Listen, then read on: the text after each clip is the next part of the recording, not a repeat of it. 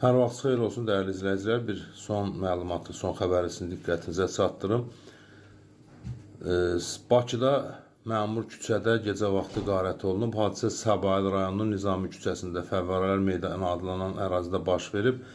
Maliyyə Nazirinin mühasibi sərxoş halda oturacaqda yatarkən 37 yaşlı Malik Əsədov onun cibindən 100 manat və 3000 manatlıq iPhone 14 Pro Max telefonunu uğurlayıb.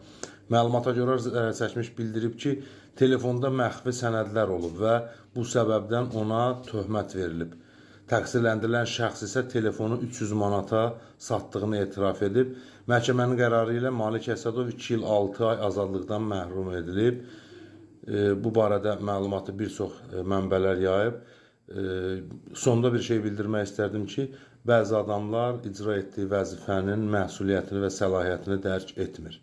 Allah'a emanet.